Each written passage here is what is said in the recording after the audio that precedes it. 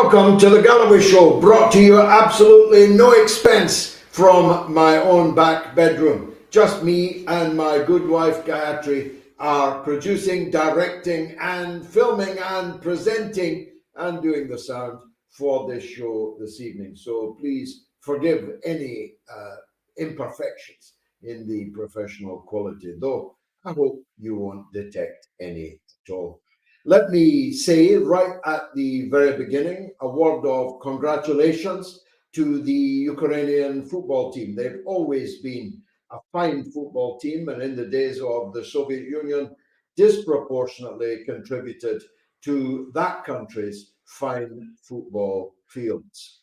The Ukrainian team have just beaten my own country, Scotland, 3-1 in the end, though it was nail-biting until the last minute, with Scotland fighting hard to get an equaliser. But the best team won. And they'll play Wales on Sunday to see whether or not Wales or Ukraine go through to Qatar to the World Cup finals. I'm pretty sure that the softening up process against Wales will happen, and probably right now is happening, similar to the one that was practiced against Scotland. Scotland could well have been stunned into insensibility by the media chorus and even their own politicians, who were more or less openly willing Ukraine to defeat their own country of Scotland because of their feelings towards the war that's going on in that country between the United States and the Russian Federation. I'm saying it in longhand because people are going to have to start learning the longhand of this conflict. This conflict did not begin on the 24th, 25th of February, and it did not begin when the news cameras finally showed up to the bloodshed in Ukraine. But back to the football for a minute.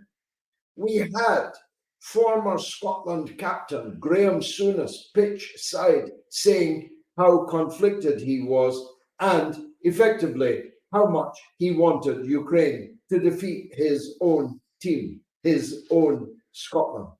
And he was not alone. The entire presentation of Sky Football this evening, in the run-up to the match and at the final whistle, was totally 100% willing Scotland to lose. Fair enough, they're a private company. They can take whatever hypocritical political point of view that they wish. The fact is that Ukrainian flags and insignia were handed out by the football authorities to be hoisted aloft in the stadium at Hampden Park in Glasgow.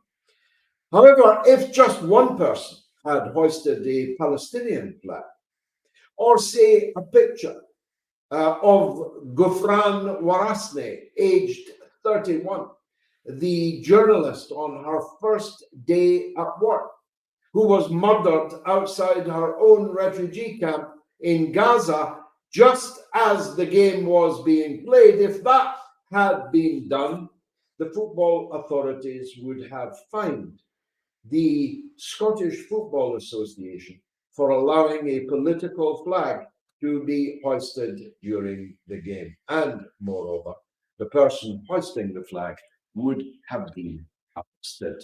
It is quite extraordinary that I've actually forgotten to put my microphone on, but perhaps my anger is such that you will have heard what I said in the preceding few minutes. But the truth is that the Sky presenters were reflecting the monomaniacal, hysterical mania that the Western media and its political class have gotten themselves into. They are either too stupid to know the hypocrisy of it all, that no British tennis player or American tennis player was banned from Wimbledon when Britain and America were illegally invading and occupying Iraq and killing 1 million people, almost all of them civilians, 1 million dead bodies in Iraq, and America and Britain paid no price at all in terms of sporting ostracism or sanction of any kind, even though the United Nations declared that the war was illegal from its first moment. Either today's politicians and broadcasters and journalists are too stupid to see the hypocrisy of that, or they're too wicked to acknowledge the hypocrisy of that. The latter, of course, being worse than the former. There are all kinds of teenage scribblers, whatever age they are, that witter on about all sorts of things without any knowledge at all of what went before, what the context of any action that takes place in the world really is.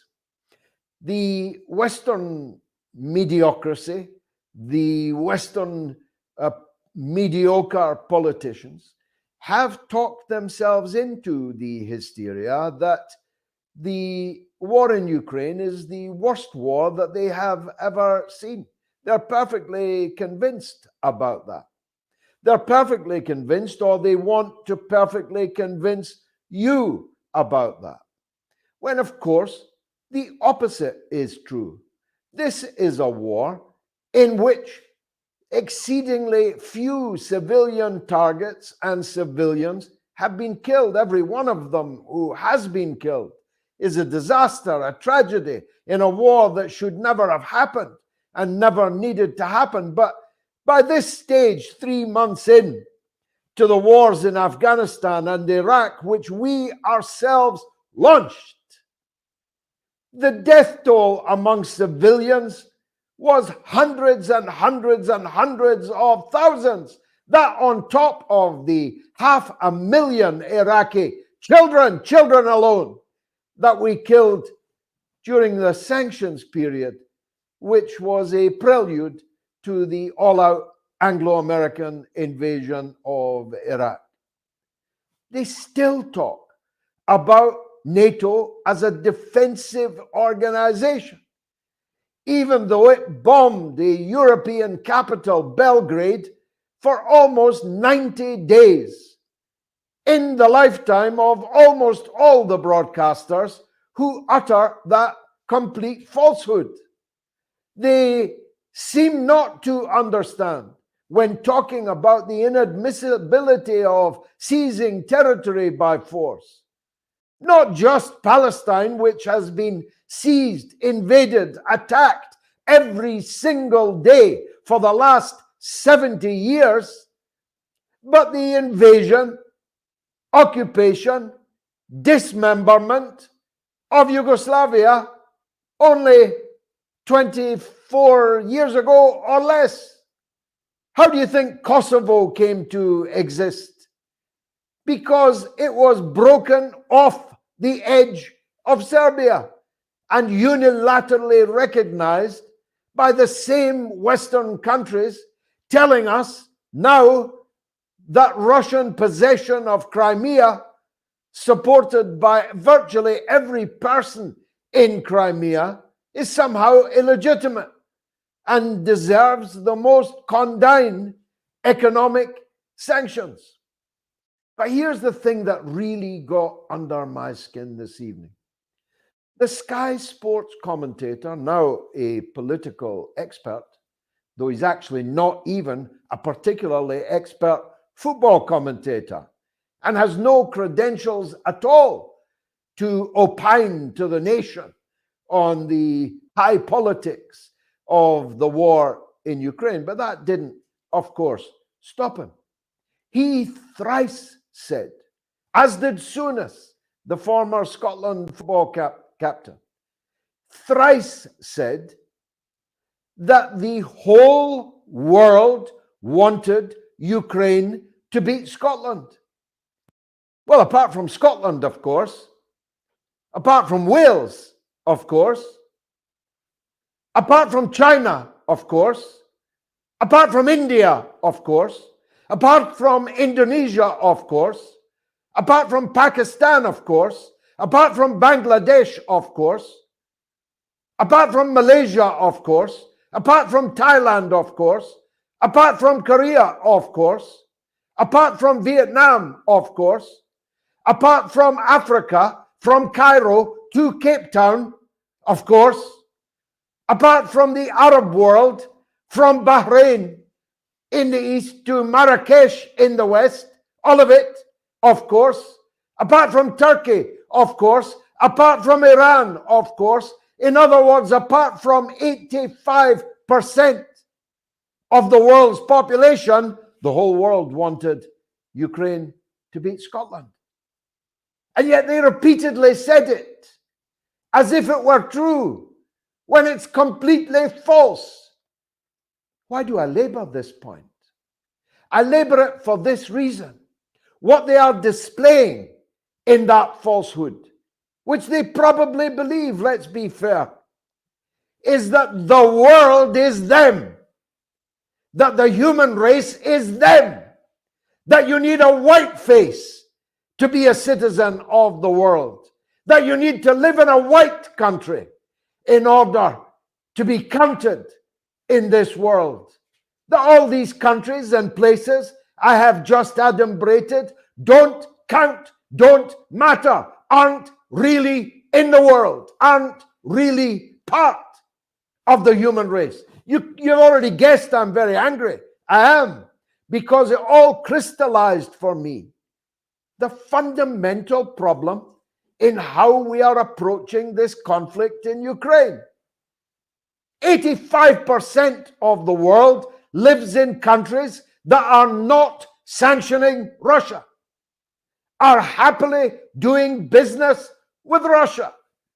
Indeed, many of the countries of the 15% are happily doing business with Russia, are buying all the gas and all the oil that Russia will sell them.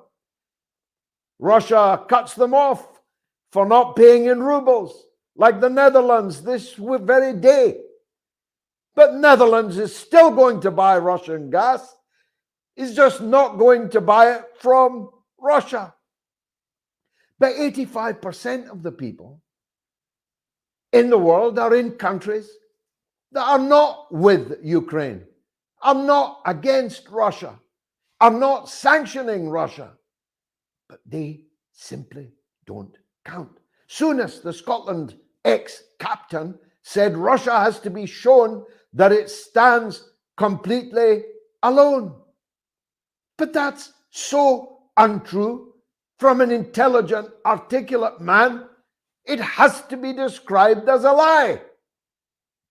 If he really believes that, he's stupid.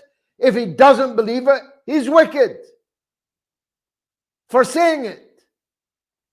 The truth is, most people in the world, the vast majority of people in the world, are not in this war. It's us that's in this war, even though we ourselves are now amongst the casualties.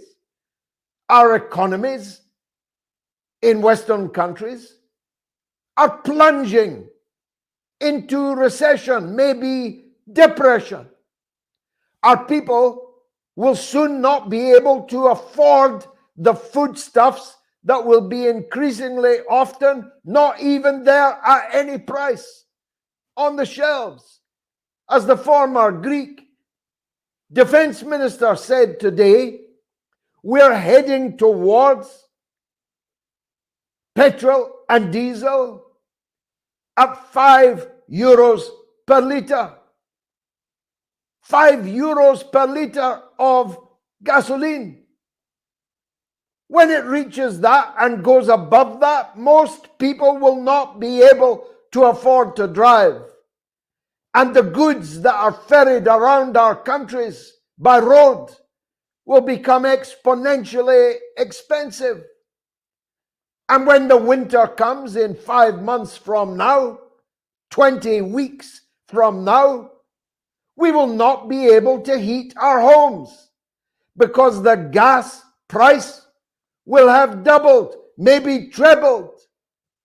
And the government simply can't afford to bail us out without nationalizing the energy companies, which both the British government and its opposition are sworn against.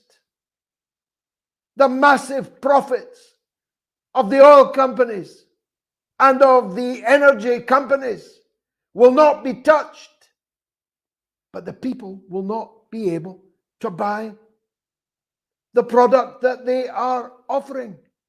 So in 20 weeks from now, our people will be cold, will be hungry, and will be unable to fill their cars with petrol or diesel. Now, the mentality that thinks the whole world wants Ukraine to go forward to the World Cup is the same mentality that thinks that our people will pay any price, whether hunger or cold or immobility or unemployment or poverty, will pay any price for Joe Biden's insane war against Russia. Well, they may be right. Heaven knows I'm still, even at my age, constantly surprised by how many stupid people there are in the world. So they may be right, but I suspect that they are wrong. You see, the whole point of the parable of the straw which broke the camel's back is that you don't know which will be the last straw. You don't know if the camel's back will withstand just one more until the camel's back breaks, at which point a qualitative change has occurred. You had a camel, now you've got a dead camel, a broken-backed, dead camel. And so it's a terrifying risk that our politicians and our media are taking in imagining that we will quietly go into that good night. I'll be doing my best to agitate people not to do so, but to stand up and be counted and to say this far and no further.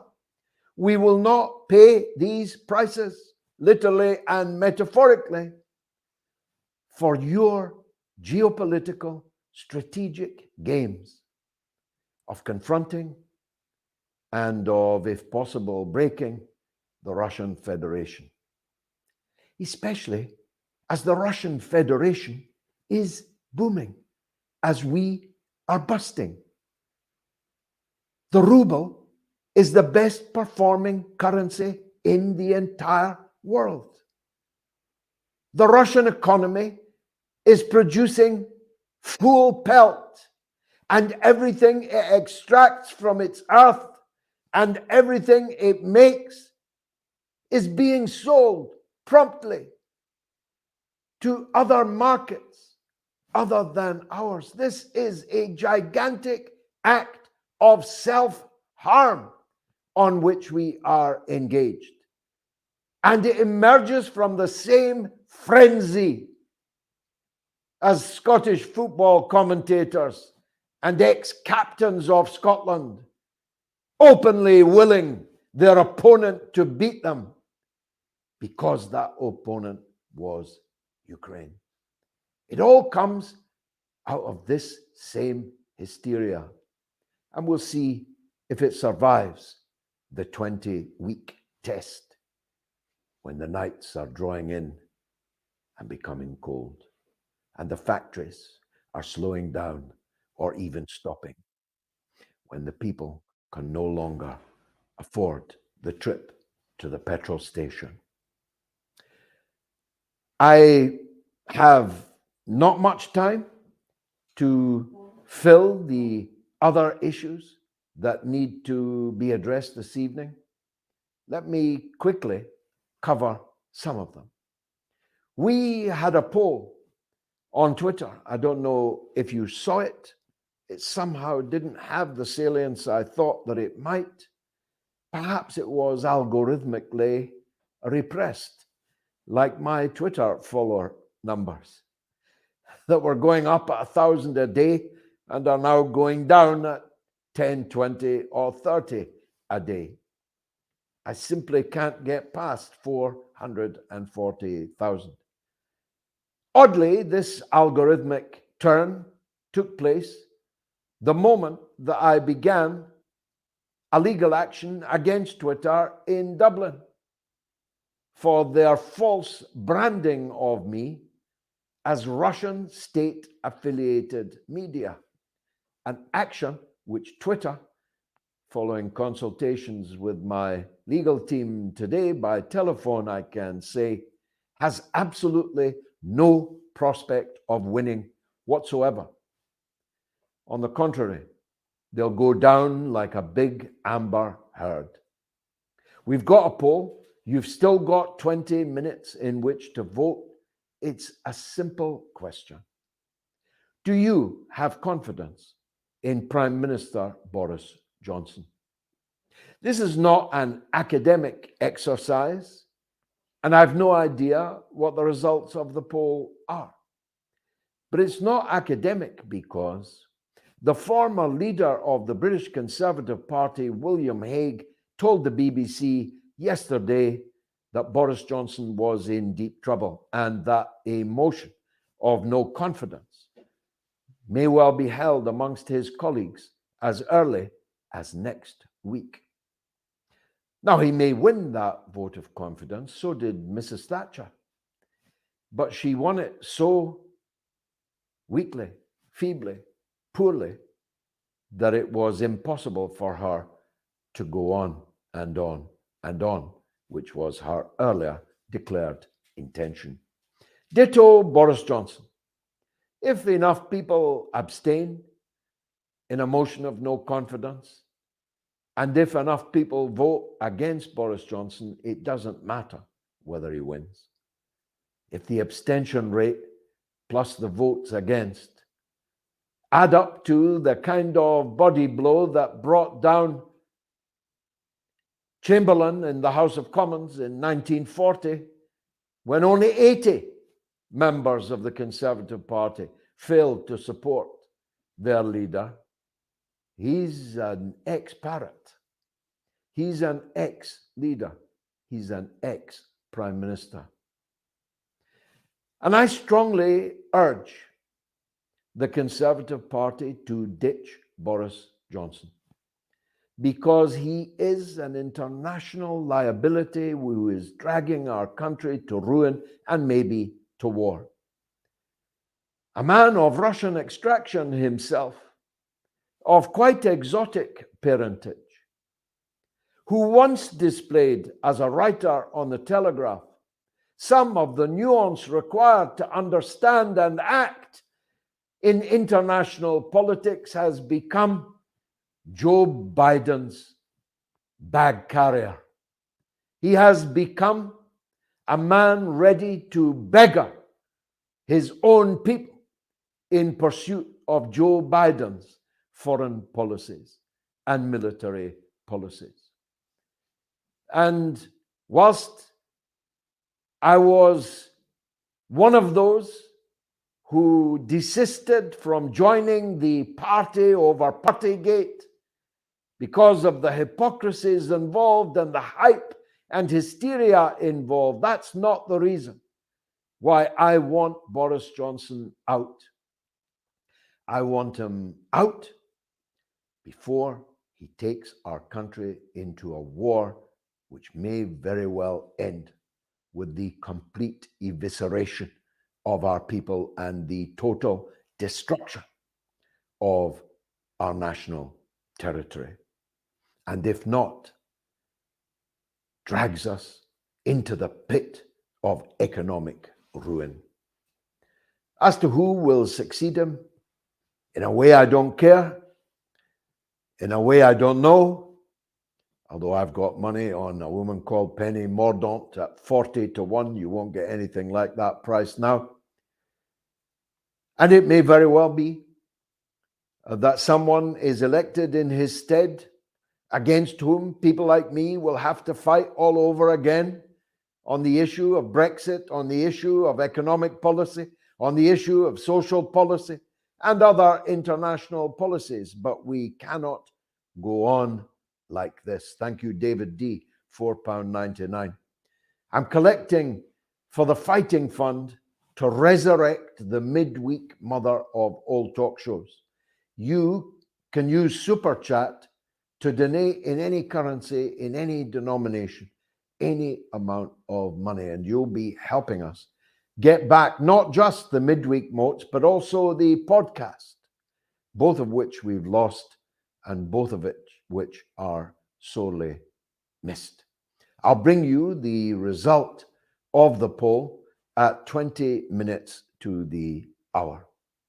Boris Johnson must go is my message, not because any other Tory grabs my eye, certainly not because I want to see Sir Beer Korma in office in Downing Street. That's the last time and the last thing in the world I want. Alberto McAteer, great name, Alberto, £5. Why does the UK government think that Gibraltar and the Falklands have the right to self-determination, but the Russians in Crimea, Luhansk, and Donetsk do not? Very good point indeed, Alberto. Thanks for the donation. Very kind of you. Now, just before I came on air, somebody called Johnny Depp was awarded $15 million in damages from somebody called Amber Heard, who promptly libeled him all over again in the statement she made over the trial. She'll be very lucky. Farshad Shirazi, $19.99. Thank you very much, sir, for that kind donation. Please keep them coming in. The sooner we can get back to the business we had, the better. The trial reminded me of Henry Kissinger's deeply cynical remark on the war between Iran and Iraq. When asked which side he supported, he said, "It's a pity that both can't lose." But of the two, I wanted Depp to win because I became persuaded, especially listening at length to my good friend Farhan Fronchek, who's been in the courtroom and reporting on the case. It seems to me that of the two of them, the greater sinner was the one who lost the case. But the big takeaway I have from that trial, and you'll have to forgive me putting a kind of dampener on the party, is the sheer insanity of people of their wealth and talent becoming so completely consumed in vice, in alcohol, in drugs, to an extent that they behave and talk towards each other and towards others in a way that is oftentimes positively satanic and can only be the product of a drug-crazed madness. Johnny Depp admitted that he had an alcohol addiction and a drug addiction. And I very much doubt if he's abstaining from either right now in the pictures I've just seen of him in the Albert Hall last night. Something I often say to my children is, what's wrong with these people? They have all the riches of Croesus. They could live lives of perfectly healthy luxury. They could do good deeds in the world. They could help people less fortunate than themselves. They could foster new talent, make new movies, break new ground. Johnny Depp was so rich that somebody was able to steal $600 million from him, and he didn't even notice it until it was too late. $600 million stolen under his nose, which was otherwise engaged at the time. This Madness amongst our elite, of course, filters down to the less than elite on the cold housing estates and projects of cities and towns and even countryside around our countries, where young people, seeing the lives of these multi-millionaire elite artists, seek to emulate them and go down the road to perdition. And so, whilst I liked Johnny Depp as an actor, particularly in Pirates of the Caribbean, I fear the skull and crossbones is hoist now above him, even as the winner in this epic libel trial. Apart from anything else, he's become fat and dissolute. He looks like a man who spent years drinking in himself and drugging himself half to death. I pray for the salvation of all such people. I thank God that I have never been a drinker and have never seen a drug and will never do either in the course of my lifetime, like my father before me, and I pray my children after me. Now, did I go on for long enough? I wanted to raise one other issue, which has momentarily slipped my mind. Gaza, I talked about the young woman journalist, aged 31, murdered in cold blood by the most noble Israel occupation force. And no one will think or say a word about it. You will never read about it. You will never hear anyone take action about it. You will never see it on your mainstream television news bulletin. The waters will close over this dear young woman on her first day at work as a journalist. Some people did hear of Shireen Abu Akleh, slain by the same Israeli occupation force in the West Bank a couple of weeks ago. Some people did hear about the way in which her funeral was attacked, her coffin almost crashing to the ground, her corpse swaying from side to side in that coffin. I knew her well. She was a friend of mine. And I waited for some government somewhere to say or do something about it, but none did, except the United Nations has renamed its journalistic training program after Shireen. It's now the Shireen Abu Akleh United Nations Journalistic Training Program. Scant comfort that, isn't it? From a United Nations that actually has legal responsibility for the West Bank, on which Shireen was slain by an illegal occupation force. It's not much of a consolation, is it? To her memory, to her family, to the Palestinians she left behind.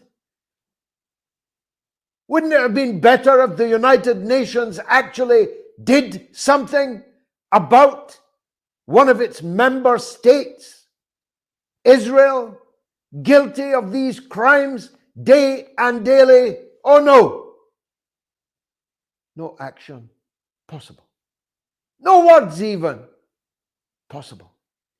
Just a posthumous renaming of a journalistic training award. But Ukraine, That's another matter. Another matter altogether. Let me see any comments, any questions that have come in. Paul Stanway says, Elton John said cocaine was God's way of telling you you've got too much money. Brilliant, Paul. Brilliant. Elton, I have never seen that quote before, but it's a very good one indeed. Henry Rollins says, cheers from Patagonia in Argentina. Now, Henry, you're almost certainly aware, but most people will not, that the people who founded Israel, the Zionist movement, tried first to settle and make an Israel in Patagonia. They asked the British to assist them in creating a new country called Israel in Patagonia in Argentina. So much for the Holy Land. Very fertile land, Patagonia. They wanted Patagonia to be their Israel. In which case, Henry, you would have been a supporter of the PLO, the Patagonia Liberation Organization. Thank you very much. Cher Sydney says Boris is a war criminal and a definite candidate for one of the UK's worst prime ministers, very close to Tony Blair. Well said, Cher. In Sydney, or Cher Sydney, thank you for that comment. Let me see if there are any more. Winnie the Shrew, what a great name. Such ingenuity on Twitter. Only 10% of the world's population live in the collective West. Russia doesn't need the US and its minions to stay open for business. Well, whether it's 10% or 13% or even the 15% I mentioned, it's Canada, it's the United States, it's not Latin America from Mexico to Brazil, especially the Brazil that's coming down the track very quickly. It's not Africa from Cairo to Cape Town. It's not the Arab world from Marrakesh to Bahrain. It's not Asia.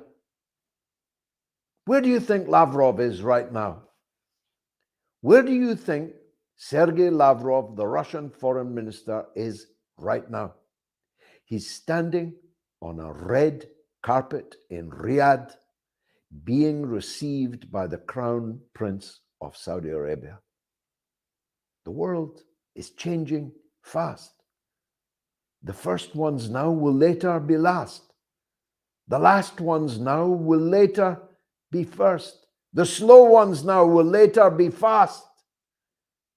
The world is really changing fast.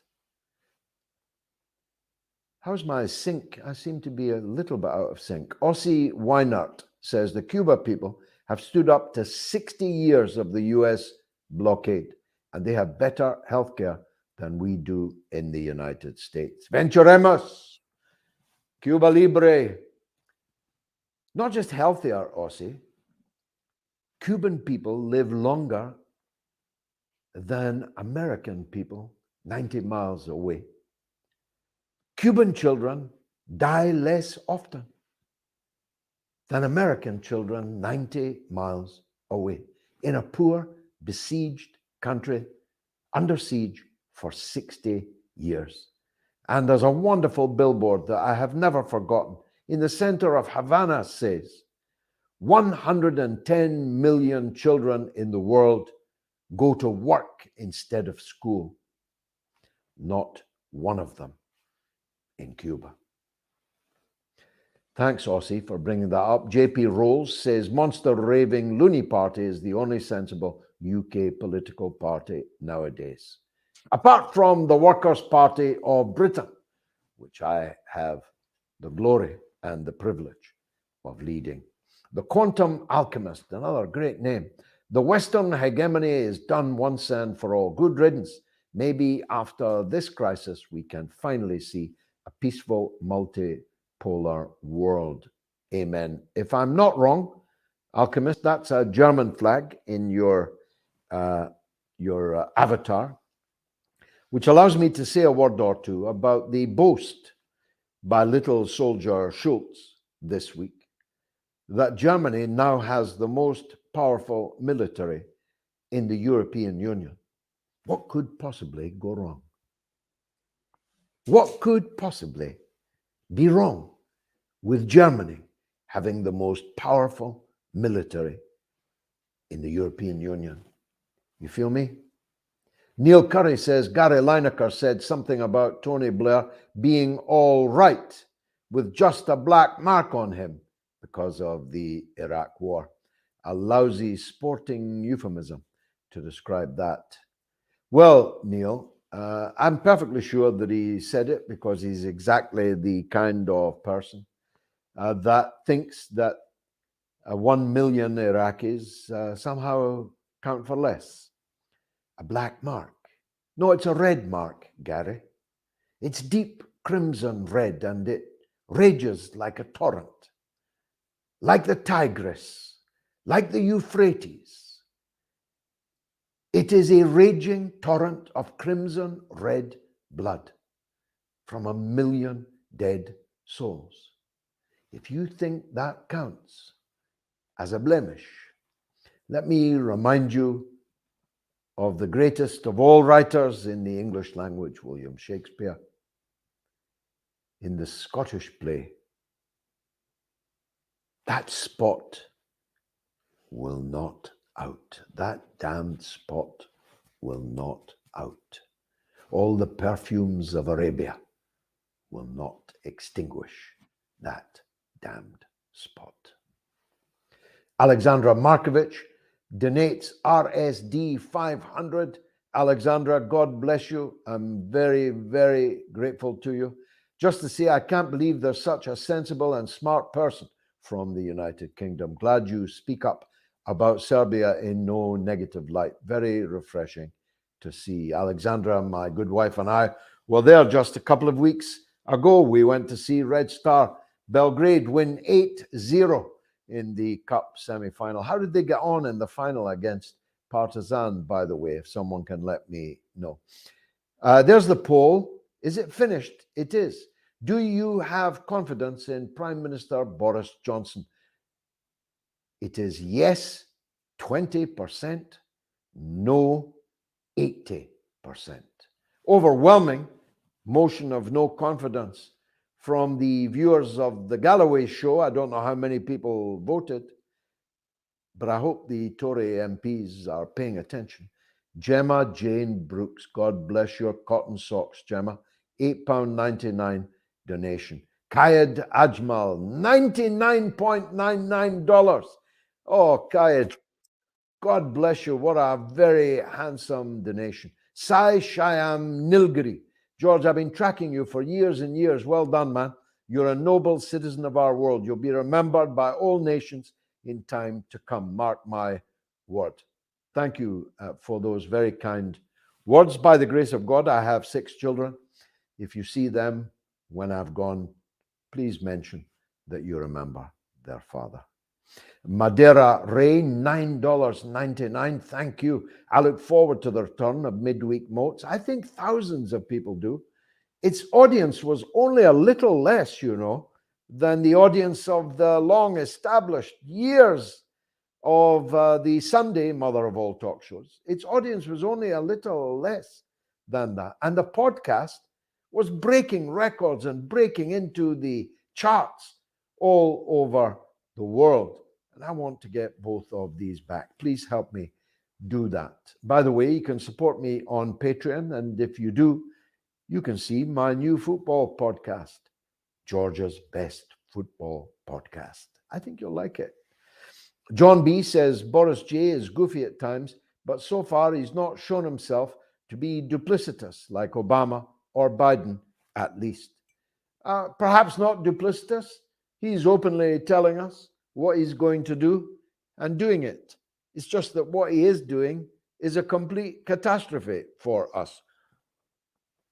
Giles McComish, thank you, Giles. £20 donation to the Fighting Fund. I really appreciate it, Giles. God bless you for that great Scottish name, McComish. There was a moment in the game tonight where McGinn, passed to McTominay, passed to McGregor, passed. It was one Mc after another, and I felt suddenly a little proud of my ancestry. Nebraskan, she from Nebraska, who's a very good supporter of mine.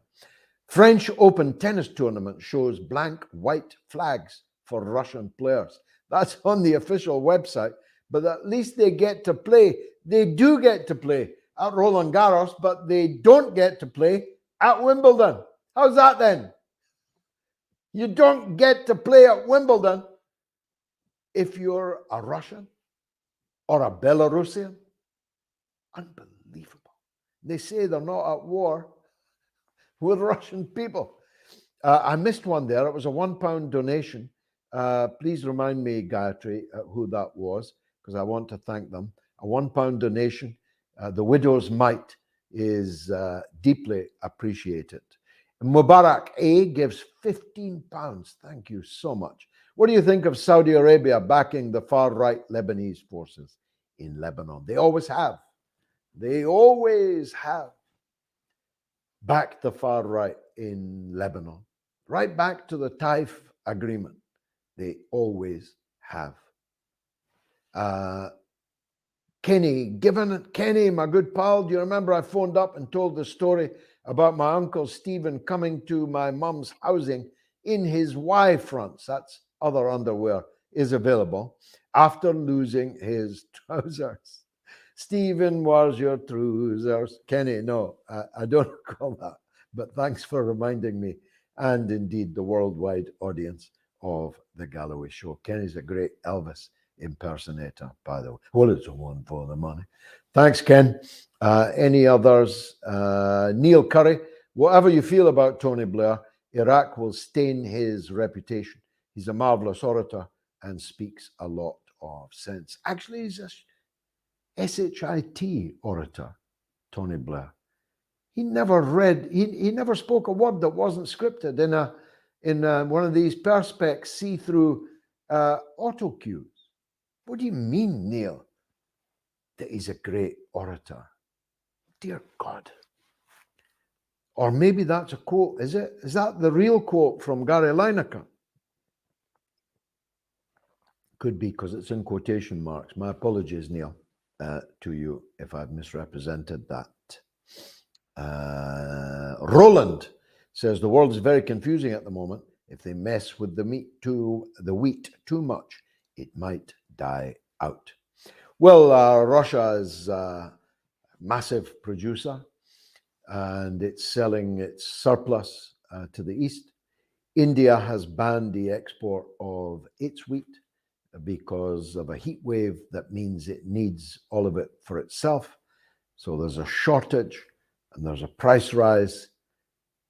And there would have been even if the sanctions on Russia had not taken place. But here's the rub.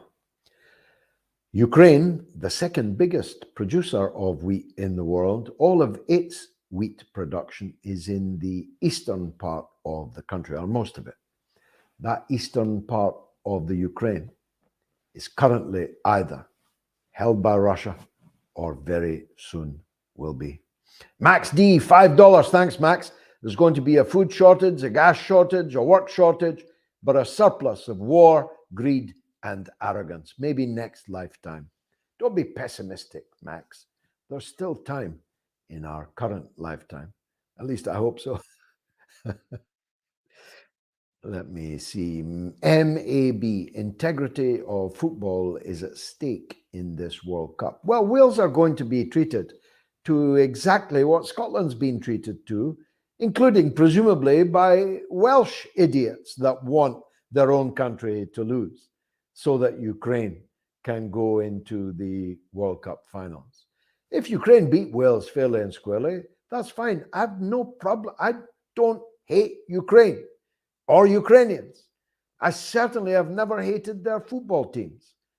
And as I say, I've grown up watching some very, very fine Ukrainian footballers. But the idea that other countries should not go to the World Cup so that they can go, what's sport about that?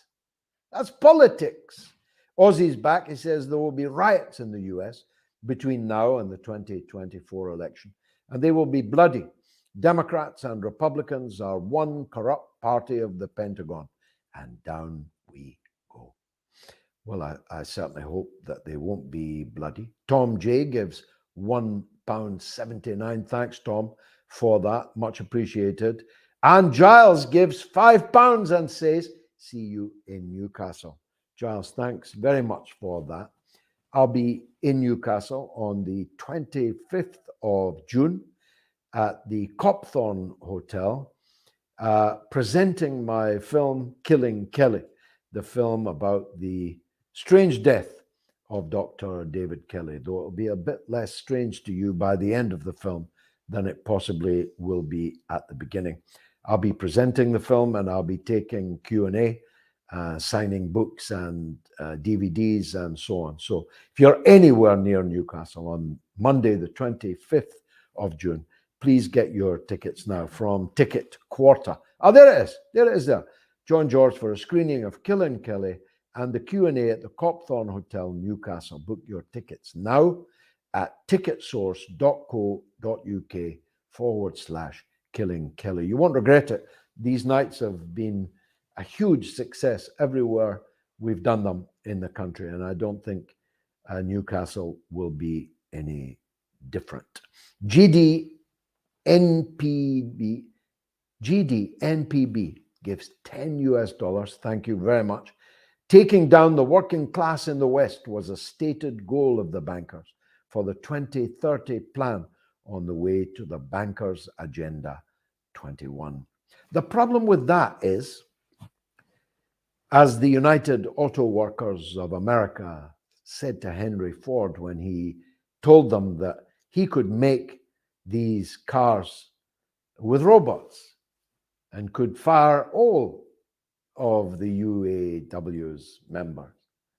The union said, that's all very well, Mr. Ford, but who then will buy your motor cars?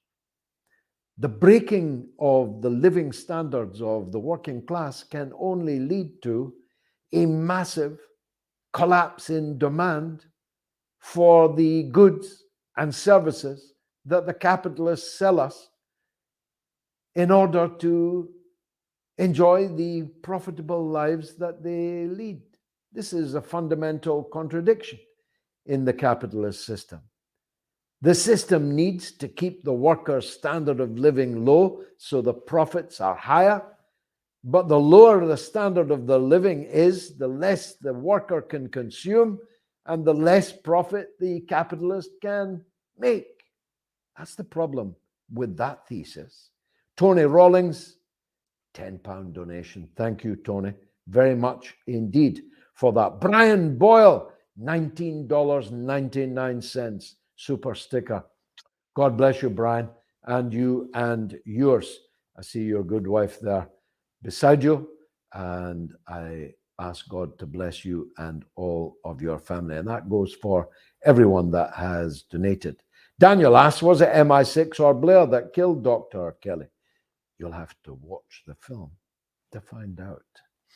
And Amobi says, well done, George, for giving voice to the voiceless.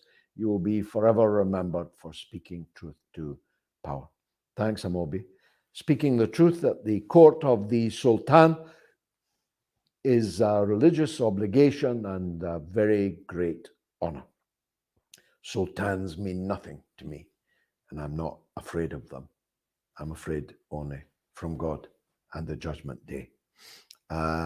Richard Stevens says, George, are there many genuine, passionate politicians and media presenters genuinely expressing their sincerely held belief, or are most just towing the line and selling the line? It's a good question, Richard. I would say it's the latter. They have their principles, but if you don't like them, they have others. And their jobs, salary, status depends on them having a set of political beliefs that the establishment is willing to wear. And that acts for most of these unprincipled people as a severe disciplinary force. These people are in seats and jobs and income brackets that entirely depend upon them, not challenging the dictatorship of the prevailing orthodoxy. That's the truth of it. And that's what happens. Philip Hall says the number one enemy and economic rival of the USA is not China, but a united social democratic Europe. The current crisis is designed to degrade European unity and economic power. I don't really agree, Philip, and I certainly have absolutely no faith in a united social democratic Europe, or that a social democratic Europe would be able to or even willing to make the kind of Europe that our people deserve and need. But you're right that the destruction of European economic power is to the benefit of the United States. It's also to the benefit, frankly, of other parts of the world, but it is especially to the benefit of the United States. And dependence by the European continent on the United States for defense and for energy are two of the goals that have already been achieved. Matt gives 10 euros. Thank you very much, Matt. You're an important voice, not always my opinion, but always a serious comment to think about. Thank you, Matt, on all counts. Do-da says, congratulations to China for defeating the virus again, and congratulations to the US for reaching 1 million deaths, and congratulations for the US for gun violence on the rise. I did speak quite powerfully, I hope, and certainly in detail, about the massacre of the innocents in Texas in last week's show. If you didn't catch that, please look back at it, because I think you might want to know what I had to say about that. 3 minutes left before I retire to Patreon. If you're a follower on Patreon, you know that at 10 o'clock, at 11 o'clock exactly, I kick my shoes off, sometimes take my jacket off and talk to my patrons. Darren Donnelly says, the council house sell-off was a means of capitalizing the working class financially, trapping them forever and emasculating the true force that could be the working class. Well, it certainly was an attempt to do that, Darren. I cut my teeth in local politics, refusing to sell our council houses in Dundee. The government had to send in a commissioner to do it for us. I opposed it with all my heart, but I don't think it has emasculated the working class, because the working class is losing its entire position in life, in the country, in the society, and in the system. And there will come a point of that, I'm sure, and confident, that the workers in Britain will say this far, no further. I'm confident about that, Darren. Whether I'll live to see it's another matter. Kelly Lane, the wonderful lady in the United States. We really must create an independent news network for excellent voices like George Galloway, Afshin Ratansi, and all of their excellent guests. How wonderful that you should say so, Kelly. I wish we could. If I won the lottery, I'd do it, but I need to start doing the lottery first. I'm really hoist on that petard. President Jesus says he wears a top hat and smokes a pipe on the Patreon. No, I don't smoke at all. My cat has just wandered into the room. It may jump into camera shot, and I don't wear a top hat. It's a fedora. Let's see.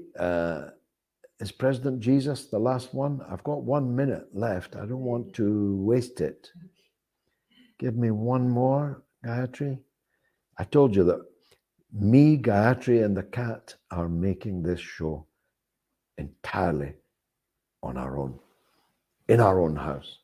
It came to you at absolutely no expense, but the big enchilada is the mother of all talk shows on Sunday. God willing, I'll see you there at 7 p.m. London time on Sunday, the mother of all talk shows. And God willing, next Wednesday for the Galloway Show. Thanks very much for joining me.